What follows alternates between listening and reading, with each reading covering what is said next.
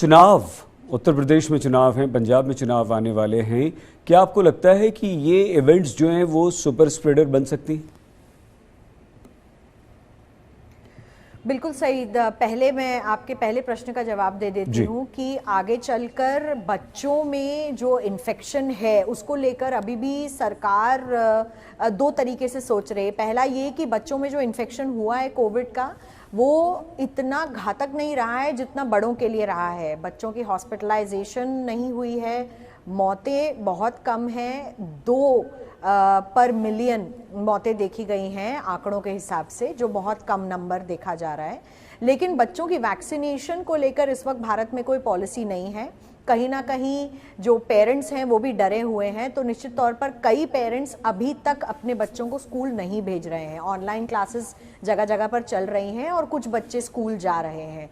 लेकिन सरकार या राज्य सरकारें इस पर कुछ विचार कर सकती हैं, क्योंकि बच्चों को भी कोविड को ओमिक्रॉन के इन्फेक्शन से बचाना बहुत ज़रूरी है। दूसरा जो अहम सवाल आपने पूछा है कि पॉलिटिकल रैलीज, क्योंकि चुनाव अब नज़दीक आ रहे हैं और उत्तर प्रदेश ही नहीं, पंजाब, उत्तराखंड, गोवा, मणिपुर, सब जगह चुनाव आने वाले हैं। इसकी वजह से सुपर स्प्रेडर इवेंट बहुत ज़रूरी है।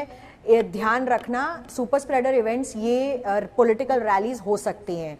लोग बिल्कुल भी इन रैलीज में मास्क नहीं पहन रहे हैं।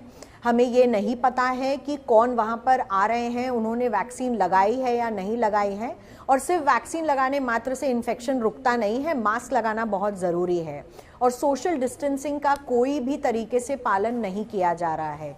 सरकार को भी इस पर सोचना होगा, क्योंकि हमने पूछा भी था नेकवैक के जो एक्सपर्ट हैं डॉक्टर वीके पॉल से, उनसे पूछा था कि क्या पॉलिटिकल रैलीज में भी इस तरीके के रिस्ट्रिक्शंस लगेंगे।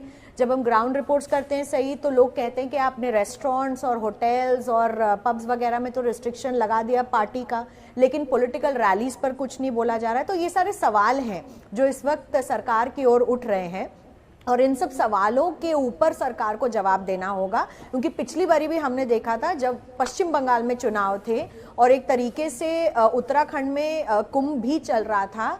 अब सरकार ने कहा था कि ये दोनों पोटेंशियल सुपर स्प्रेडर्स हो सकते हैं और उसकी वजह से ही दूसरी लहर भी हमने देखी।